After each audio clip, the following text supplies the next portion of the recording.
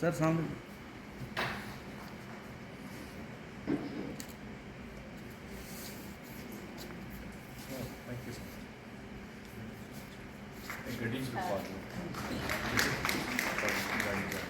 Before we are leaving, I'll just tell you a Sindhi story. कमला पकड़ लेना. I'll tell you a Sindhi story before we leave. Yeah. This reminds me.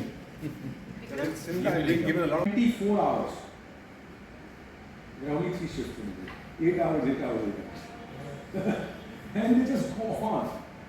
And there these ajraks and other things are given. It's a shrine with a lot of... And he went across to Ludhiana to the British side. Because this Satlas was all with the British, right? So he came this side. And then he left the Kohinoor in Lahore with Wafa Begum. And Wafa Begum then told the Pakistanis and the Sikh community. A few Sikhs who do visit these lands of their forefathers, their desires to explore the legacy footprints seldom surpasses the few functional gurdwaras. Do they not have a responsibility to embrace us, the forgotten monuments of the Sikh kingdom? In some ways, the conquest of this fort and the leading of the expedition into Srinagar led into the Kohinoor dynamic following the Sikh Empire when it hands the British. This fort is also interestingly important from my first book, The Lost Range in Sikh.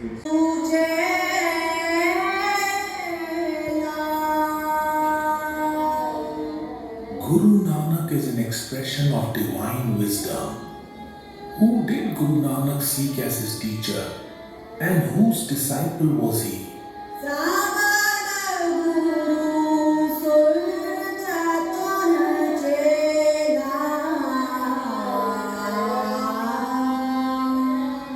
Guru Nanak says, wisdom is the teacher, and No, do you all believe that? No. Someone said no. Sir. We started a treatise on where. My point is not about saying mine is a way of life and yours is not a way of life. Everything is a way of life. What did he start? From my childhood days, right from a very illustrious author like Khushwant Singh has also written, and I've read him, monotheistic way. Macaulay had written there. It's later that I realized, no, I have been put on the wrong path for years. For years I have been put on the wrong path and I did not understand Guru Nanak for just one. Authors have all gone down. I studied in the English school, so मैंने पढ़ा ना हिंदी पंजाबी अगर पढ़ लेना तो probably but जो है वो पढ़ रहा सीधा it planted me on the wrong path. Monotheistic faith होता है God is one. So proudly we put stickers on a car at our home. God is one. God is one. The more I understood Guru Nanak, he's not talking. He says we are one. Huge difference. When you say God is one, तो फिर कितने है one? मैं तो नहीं है. Then the concept of heaven hell comes in. There, Kabir Singh khalak khalak khalak mein khalik. Creation is the creator. Creator is the creation. Ravidas ji.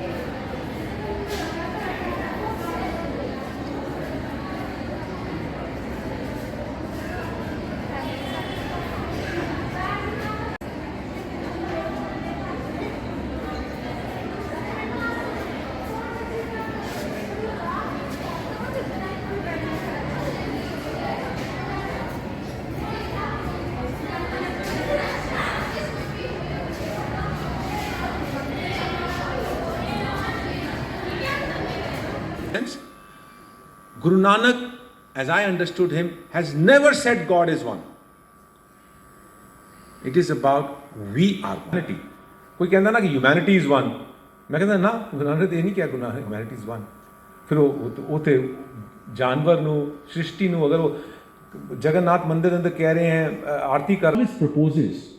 He does not dispose. We are the one who are creating a Guru Nanak of disposing. He's a very, very sharp, articulate person who will question things, who will shake the system. It's fine to have a dialogue. And let's hear this.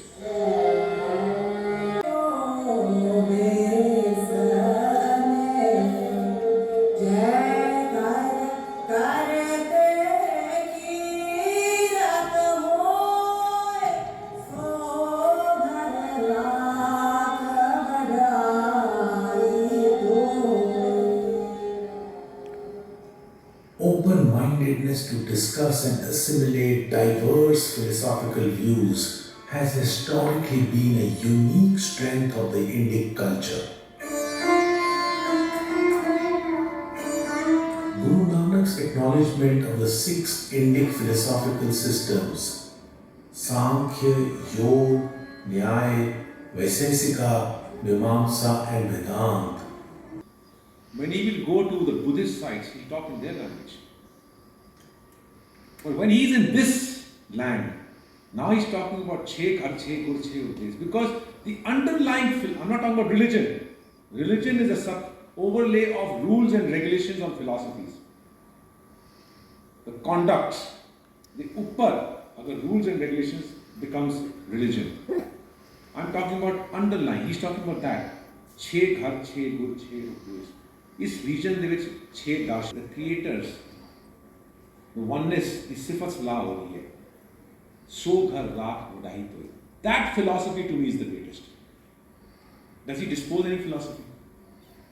He's passing a judgment. I'm not getting any conflict.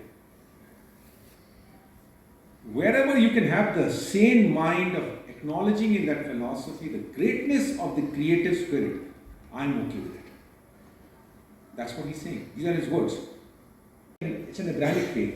Islam, Judaism, Christianity says God is one, but it's different. Monism says everything is one. Farak hai. Monism, the answer comes from Siddh Ghost. Today there are a lot of conflicts happening, and when you hear the Siddh Ghost Bani, as a kid when I was growing up, a lot of time when I would go to the Gurdwara, my mind would be conflicted because a lot of time I was being told, Guru Nanak ne Siddha naal gal kiti, na Jogiya naal gal kiti, and he came out victorious. I have lived my life in the corporate world. If we get into a meeting of a discussion with an objective that I'm going to come out victorious of friendship to Guru Nanak, there is a Rabab lying there, and who's next to the Rabab? Goat है कि बकरा है क्या? बकरा है पकड़ा है. To be the 18th and 19th generation descendants of Bhai Mardana.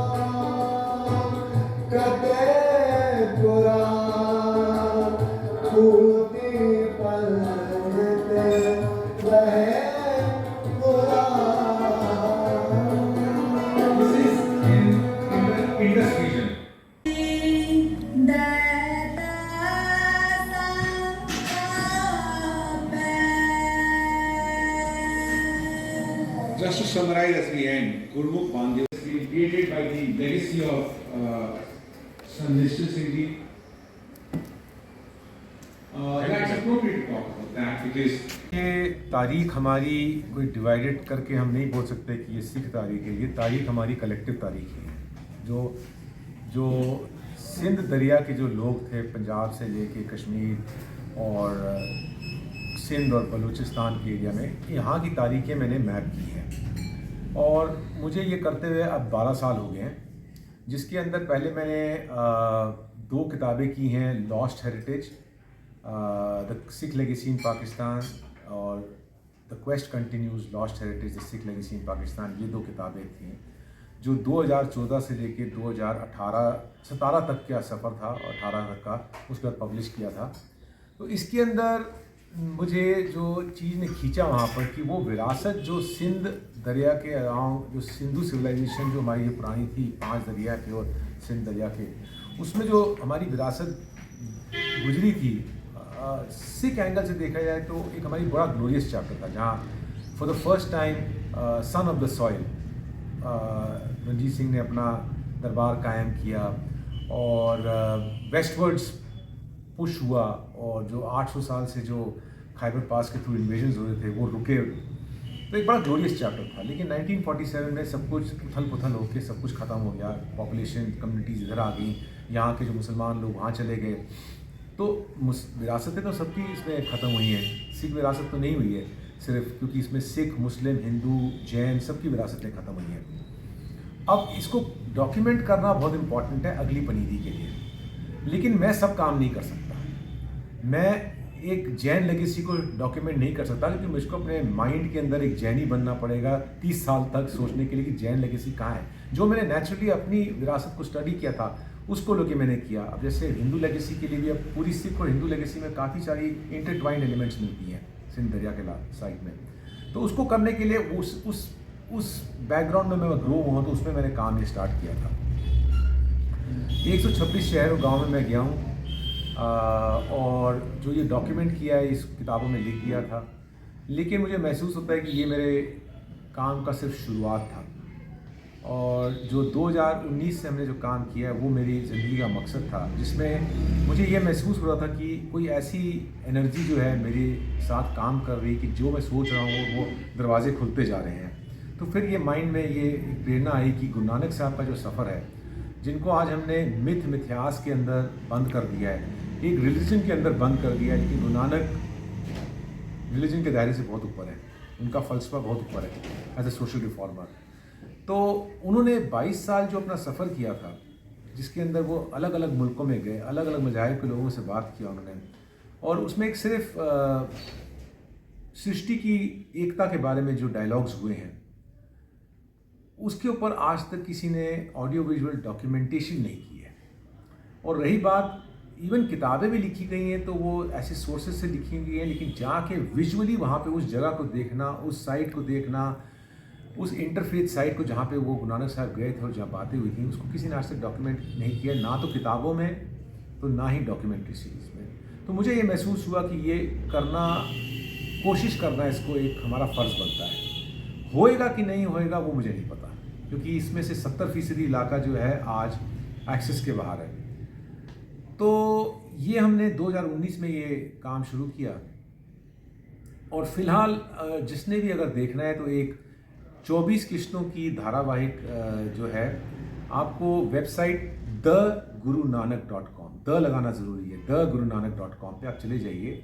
5 भाषाओं में, अंग्रेज़ी में, हिंदी में, उर्दू में, पंजाबी में, और शाहमुखी जो Punjabi with Urdu script west Pakistan में बोली जाती है, 5 भाषाओं में 24 किश्तों की धारावाहिक फ्रीली अवेलेबल है।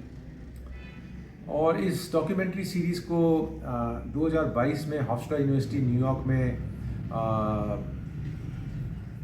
बायएनियल इंटरफेथ अवार्ड दिया गया था, जो दलाई लामा को जी को 2008 में दिया गया था। तो ये डॉक्यूमेंट्री सीरीज़ अवेलेबल है। और इसके बाद जो अब हम काम कर रहे हैं पिछले 2 साल से चुपचाप, क्योंकि ये ऑडियो विजुअल काम करने में इसमें मेहनत बहुत लगती है और चीज़ों को संग्रह में लाने में टाइम लगता है। तो अभी हम 5 साल का एक प्रोजेक्ट कर रहे हैं, जिसमें 2 साल कंप्लीट हो गए हैं। इस साल फरवरी मार्च से कंटेंट निकलना शुरू होगा। इस प्रोजेक्ट का नाम, ये पंजाबी, हिंदी, इंग्लिश में है।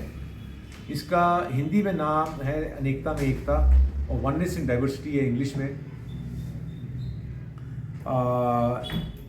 तो इस प्रोजेक्ट का नाम के हिसाब से जो हमने इसका जो बेस रखा है, वो उसकी प्रेरणा हमें मिली है गुरु नानक डॉक्यू सीरीज़ बनाते वक्त। की बात ये है कि आज जो होती जा रही है हमारी फ़लसफ़े खंड, जब हम पाकपटन गए थे, तो बाबा फरीद की जगह पे पाकिस्तान में जब पाकपटन हम गए थे, तो मुझे वहाँ महसूस हुआ कि भक्ति सूफ़ी जो लहर जो चली थी, जो 1250 से लेकर करीब 1700 तक चली है, इसमें हमारे भारतीय उपमहाद्वीप के बहुत सारे संत आए हैं।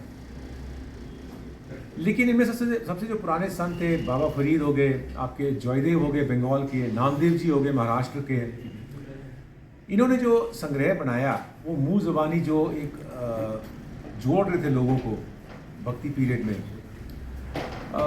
उस ज़माने में ये लिखा नहीं जाता था, उनके कलाम लिखे नहीं जाते थे, उनकी जो शब्द हैं लिखे नहीं जाते थे, वो मुँह ज़बानी चलते थे। तो मुझे महसूस हुआ बाबा फरीद की जगह में थे कि गुरु नानक साहब उनकी जगह पे जो 2 बारी गए हैं, तो उन्होंने एक बहुत बड़ा एक बीज बोया है, जिसको हम शायद उतनी इम्पोर्टेंस दे नहीं सके हैं और देते नहीं हैं। कि उन्होंने वहाँ पर उनके कलामों को लिखना शुरू कर दिया। और वो लिखने का एक जो उन्होंने काम किया, उसकी वजह से जो 5वें गुरु अर्जन जी के टाइम तक जो संग्रह गुरु नानक की बाणी और बाकी 3 और गुरुओं की बाणी जो गुरु अर्जन जी के पास, 5th गुरु जी के पास पहुंची है, ये सोचने की बात है कि काफ़ी अचंभे की बात है कि कैसे उस ज़माने में जब इंटरनेट नहीं था और जो प्रिंटिंग प्रेस नहीं थी, तो जो इन्फॉर्मेशन बंगाल से जयदेव जी की, नामदेव जी की महाराष्ट्र से, कबीर जी की यूपी से, रविदास जी की यूपी से, ऐसे 15 संतों की, जो भक्तों की जो बाणी है, चलो बाबा फरीद की तो गुरु नानक साहब ने खुद इकट्ठी की थी, ये कैसे पहुंच गई पंजाब। और ये पंजाब बड़ा गौरवशाली पंजाब मैं मानता हूं, जो कि उस ज़माने में जो पॉलिटिकल इंडिया नहीं एग्जिस्ट करता था उस टाइम, ब्रिटिश इंडिया भी नहीं था और पॉलिटिकल इंडिया जो हम आज कह रहे हैं वो भी नहीं था, लेकिन एक स्पिरिचुअल इंडिया का जो संग्रह जो बना था वो इस पंजाब में बना था कि सबको इस जगह दी गई थी गुरु ग्रंथ साहिब में। तो जब आज सब कुछ छितरा रहा है तो मुझे महसूस हुआ कि ये इसके ऊपर एक ऑडियो विजुअल कंटेंट बनाना हमारा फ़र्ज़ बनता है। तो अभी जो हम प्रोजेक्ट कर रहे हैं वननेस इन डाइवर्सिटी में, गुरु नानक साहब के ऊपर हम एक 40 मिनट की छोटी डॉक्यूमेंट्री बना रहे हैं 3 लैंग्वेजेस में। सारे भक्तों के ऊपर अलग अलग डॉक्यूमेंट्रीज बन रही हैं 15 भक्तों के ऊपर, और जो उनका 1675 शब्दों का संग्रह है, गुरु नानक, कबीर जी और सब और बाकी संतों का, ये आज तक किसी ने डॉक्यूमेंट नहीं किया इसको ऑडियो विजुअल फॉर्मेट में।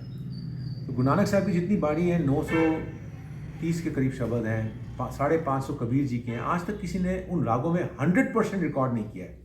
और वो ज़माना जब लोग पढ़ नहीं रहे हैं और ऑडियो विजुअल की तरफ सब कुछ जा रहा है, तो एज एन एजुकेशनल रिसोर्स हमें ये रिकॉर्ड करके बाइट साइज वीडियोस में और कुछ ट्रांसलेशंस में हमें सुधार ले आना। मैं ये नहीं कह रहा हूँ कि हमारी ट्रांसलेशन बेटर होगी किसी से, ट्रांसलेशन होती है, लेकिन हमें कुछ जो चीज़ें हम नोटिस कर रहे हैं उसको हम करेक्ट करने की कोशिश कर रहे हैं। जैसे कि हमारी अंग्रेजी की ट्रांसलेशन में जेंडर न्यूट्रलिटी नहीं है, सब कुछ जेंडर बायस्ड है टू अ ही, और जो ऊर्जा होती है वो उसकी कोई जेंडर नहीं होती।